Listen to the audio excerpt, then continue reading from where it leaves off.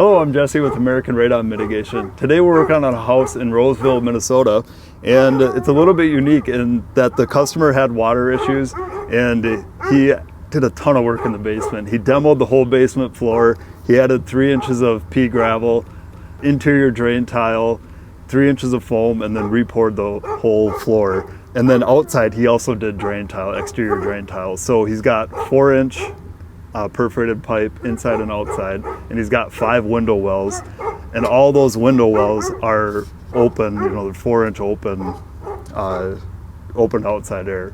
So we don't want to risk this plugging outside with some sort of trap or dranger or something like that, and we don't want to pull a ton of air from outside and risk freezing the sump pump, and we'd have the higher operating cost and the noise that comes with those higher airflows.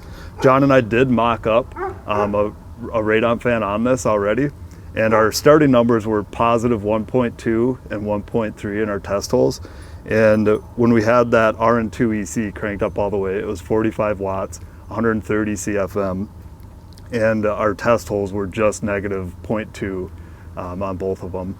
So we would have had to move a lot of air to get very weak pressure field extension. So what we've come up with is a way to block our airflow from outside and still allow that exterior drain tile to drain into the sump. So we're gonna run a test here. We've got basically a P-trap here with a racquetball in here, and just to show you the flow, we're gonna run the spigot here.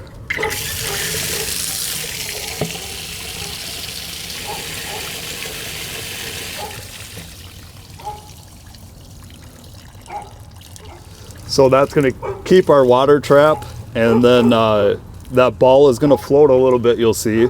But if this trap dries out over time, which it probably will if he doesn't get constant water down there, this ball is just going to fall and make the seal here. So it still functions, but we're not pulling tons of air from outside. So our next step is going to be to head in the basement, get this mocked up, and then we'll install the sump pump to make sure there's room for it.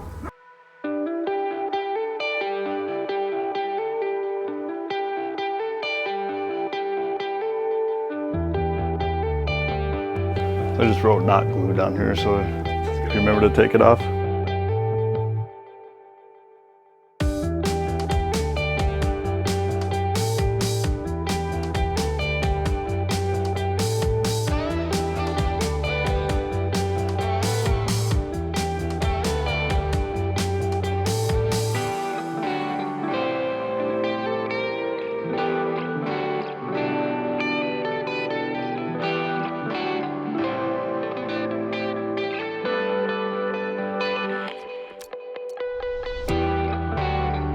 We've been screwing this alarm in too since we had problems with a few of these falling, so it's just 2 stainless steel screws.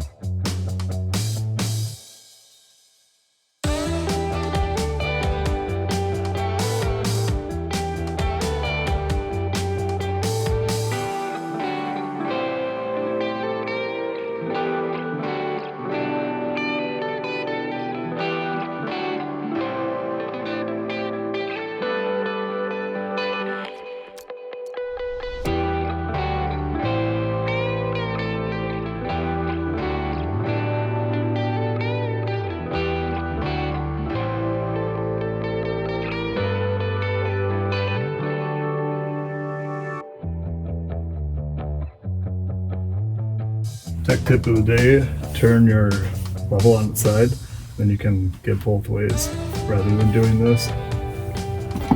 I just use a cutout from a 5-inch hole saw. We'll put that there, get it centered on there, and then this laser has a plumb bob, so it shoots dots up and down.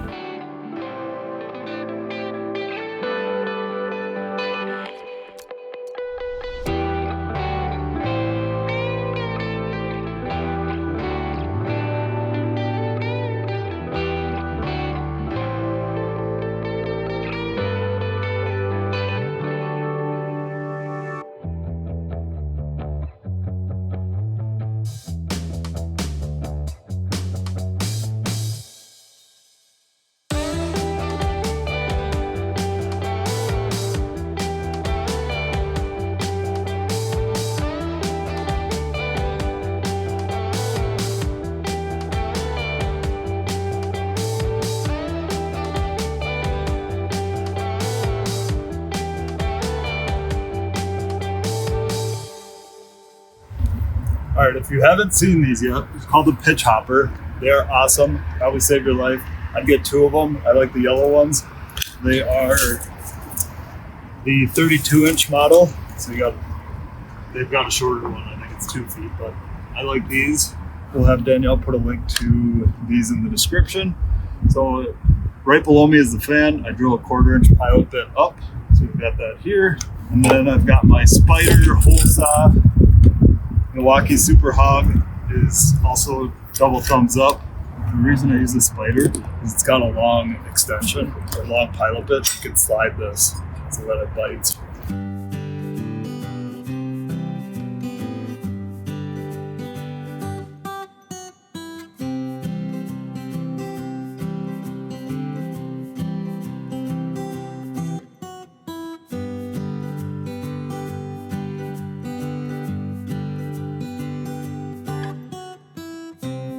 So now we put this down into my fern coat. Hopefully I loosened it up enough.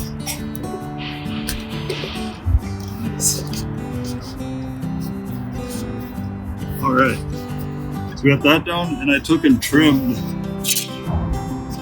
my flashing so I can just trace it, and I've got a nice template. So I drilled a 5-inch hole for my 4.5-inch pipe. That lined up.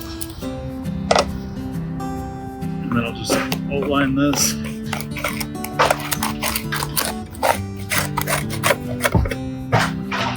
I'm gonna cut down to this shingle. So I put a little C there. And then I wanna know how high I gotta loosen them up to. That's gonna be the top. So I'm going to tuck under this shingle, and this shingle.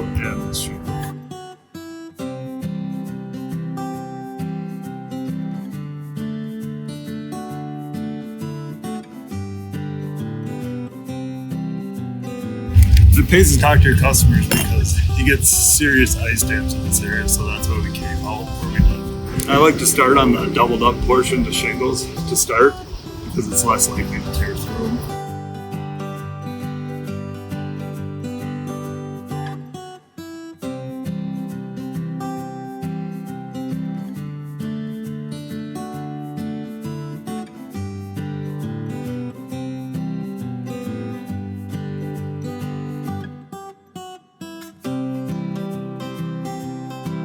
Alright, so slides in there nice. So we're ready to go for that. Alright, we're just using Ultima roof sealant, just a high grade silicone. Probably gonna switch to GeoCell 4500. Run some call tip in there on that arch between the 2 shingles. I'll do some underneath as well.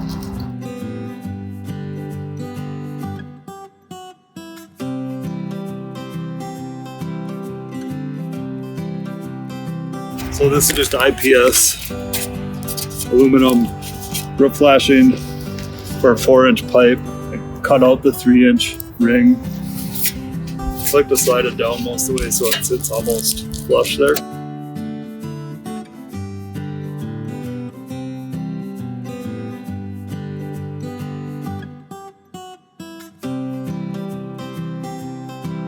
There's what we ended up with. The bead going around there, and then one on the bottom as well. And then their pipes just barely sticking front of that.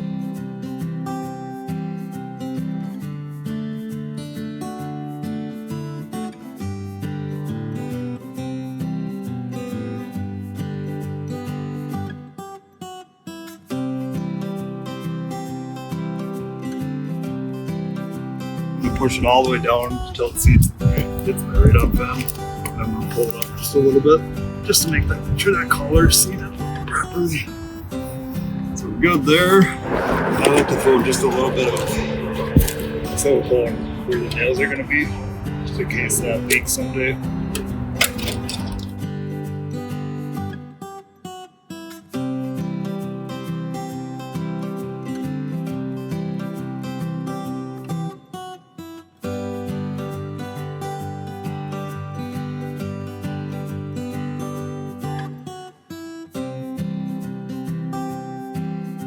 Called a shingle shock, and it's got a magnet on it, and you can tuck your shingle in there.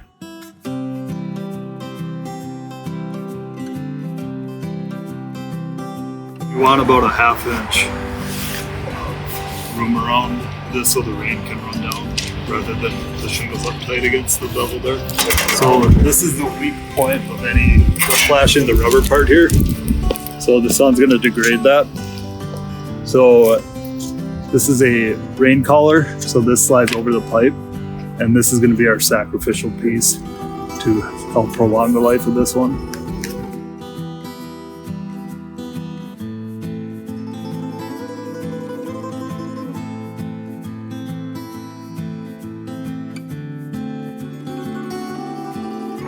So I just want to trim up these edges so the water runs down the shingle away from my nail.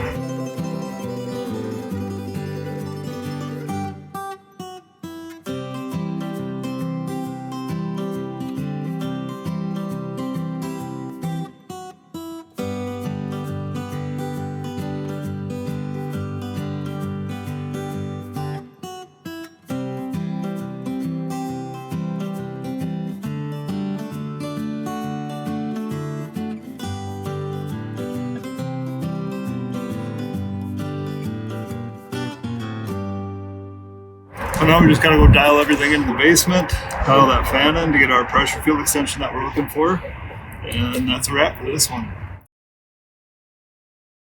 Surprise, we're back. So we've got our air check test kits back on this customer's house, and it was 1.4, and I was like, gosh, radon should be lower than that. We had pressure field extension. So we're actually teaching a radon course in St. Paul, and Mitch Kelly's dad was teaching the course, and we were there that morning helping him with the pressure field extension demonstration. And anyways, I told Mitch, hey, come with me, check out this house if you got time. And Mitch did come, and we scattered my eco trackers around the basement here. And as we were doing that, these shelves were all right here, and Mitch was like, hey, what's behind that window? Because it's dark and all the other windows are light. I was like, oh, I think it's just a deck. Basically, don't worry about that. And he luckily came over and shined a flashlight in there. He's like, no, you got a crawl space here. We put a eco tracker in there, and that was testing at like 9.5. I left it over the weekend. And then I had the other 3 scattered around the house, and they are all testing like 1.3. So we are back. We're going to add a suction point in the crawl space here. And then I also turned the radon fan up to 10. So we're moving like 100 CFM, if memory serves correctly. I think a lot of that air is coming from outside, so not a huge energy penalty. But John had the idea of adding another suction point on the other side of this wall to get better pressure field extension, and then allow us to dial everything down so we're not trying to overpower all these air leaks to outside. We've got this 12-inch block wall, and then it steps to an 8-inch block so that this brick has a ledge to sit on. And I'm guessing that they didn't cap or seal that brick ledge of the 12-inch block before they laid this brick on there. And I can smoke that with my puffer, and you can see it pull the smoke in. So I think we're losing a lot of air, or a lot of our suction, to outside. Today we're going to add a suction point here, probably run 2-inch over and tie into our main suction point. And then on the other side of the house, we want to be able to have them allow that to fit in the wall. So we're going to run a 3-inch over and connect to the end of the drain tile. So enough talk, let's get started. So here's this brick ledge I'm talking about. You can see the 12-inch block here, and then it steps to an 8-inch, and then here we've got the brick. So this ledge right that's sitting on is what's leaking, and if I puff smoke in there, you see there isn't really an issue, but where I get to a spot that's leaking, you can see there it's drawing the smoke in there. And then this air from this crawl space is coming into the basement, and that was more obvious when we had the window here, because there was a hole here, and I could puff smoke up there and it would pull everything from the basement. So that 9 picocuries, 9.5, was being drawn into the basement. So I think that's our main culprit.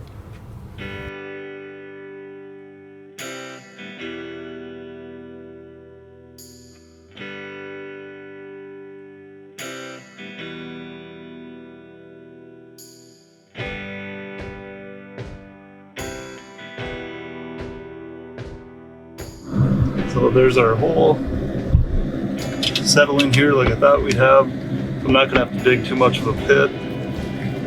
There's a chunk of concrete that's busted out.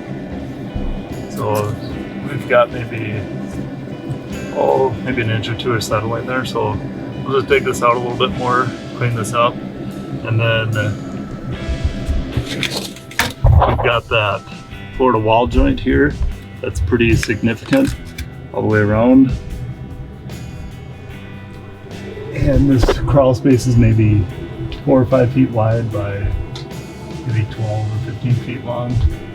So we're gonna go from here, go up, and then out to the right of John's head, and then we'll tie into the rest of our system.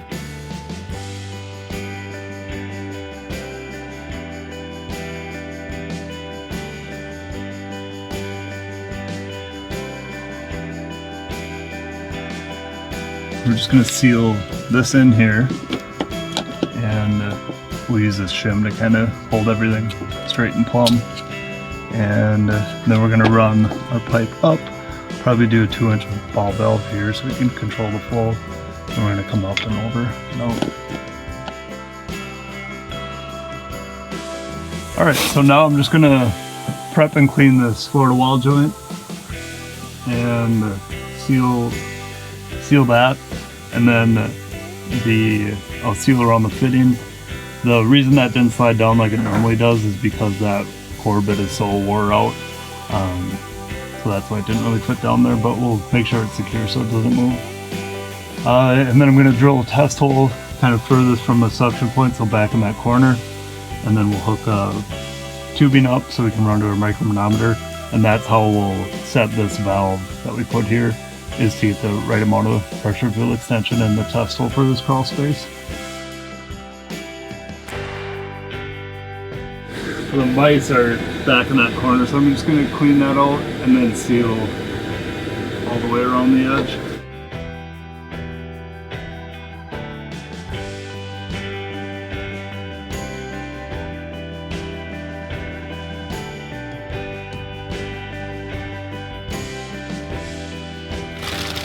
It looks like there's a hole right here that the mice go through, so we'll stuff some steel wool in there before we foam it so that they don't crawl through that.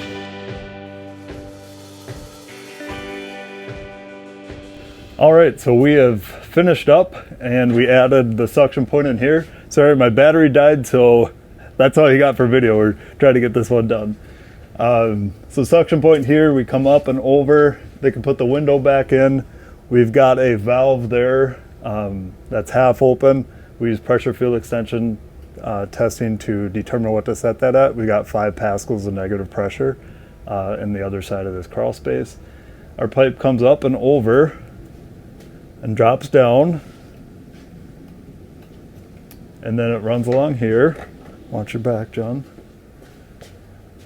And then we come in and tee into here. We cut this tee in, and we added this one, and then we also added that third suction point where it comes up and over. We did end up putting valves here. We left those open. That gave us the pressure field extension we were looking for, and we didn't have to do anything else to balance it. So if you follow me to the other side,